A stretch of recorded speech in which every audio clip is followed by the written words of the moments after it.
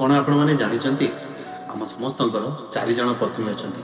ଏହା ଶୁଣିବାକୁ ଆଶ୍ଚର୍ଯ୍ୟ ଲାଗୁଥିଲେ ବି ଏହା ଜୀବନର ସବୁଠୁ ବଡ଼ ସତ୍ୟ। ତାହା କେମିତି?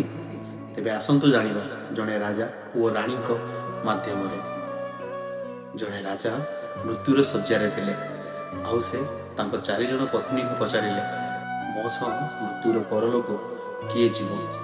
ପ୍ରଥମ ପତ୍ନୀ, ଯିଏକି ଧନ ସମ୍ପତ୍ତି, ସେ ସିଧା ମନା କରିଦେଲେ। ଏହାପରେ ଦ୍ୱିତୀୟ ପତ୍ନୀ, ମାନ ସମ୍ମାନ, ମୁଁ କେବଳ ଶ୍ମଶାନ ପର୍ଯ୍ୟନ୍ତ ଯିବି। ତୃତୀୟ ପତ୍ନୀ, ଶରୀର, ସେ ବି ଛାଡ଼ିଦେଲା। ଏହାପରେ ରାଜା ପୁରା ଏକୁଟିଆ ରହିଲେ। ଚତୁର୍ଥ ପତ୍ନୀ, ଯାହାକୁ ରାଜା ସବୁବେଳେ ଅବହେଳା କରୁଥିଲେ, ସେ କହିଲେ, ମୁଁ ତମ ସହିତ ଯିବି, ତୁମେ ଯୁଆଡ଼େ ଗଲେ। ଆଉ ସେ ଚତୁର୍ଥ ପତ୍ନୀ ଜଣକ କିଏ ଜାଣିଛନ୍ତି? ସେ ହେଉଛି ଆମର କର୍ମ। ଦିନ ସାରା ପଇସା ପଛରେ ଦୌଡ଼ୁ, ଶରୀର ସଜାଡ଼ୁ, ହେଲେ ଚରିତ୍ର ଓ ଭଲ କାମକୁ ଭୁଲିଯାଉ।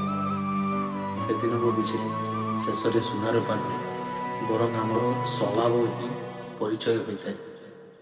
ଆଜି ମୁଁ ବୁଝିଲି, ମୃତ୍ୟୁର ପରେ ବି ଲୋକେ ଆମର ଭଲ କାମକୁ ହିଁ ମନେ ରଖିବେ। ତେବେ ଆଜି ହିଁ ନିଜର ଚତୁର୍ଥ ପତ୍ନୀ ଅର୍ଥାତ୍ କର୍ମକୁ ସଜାଡ଼ିବାକୁ ଆରମ୍ଭ କରନ୍ତୁ। ଯଦି କଥାଟି ସତ ହୋଇଥାଏ, ଭିଡ଼ିଓ କମେଣ୍ଟରେ ନିଶ୍ଚିତ ଜଣାଇବେ। ରହୁଛି, ଜୟ ଜଗନ୍ନାଥ।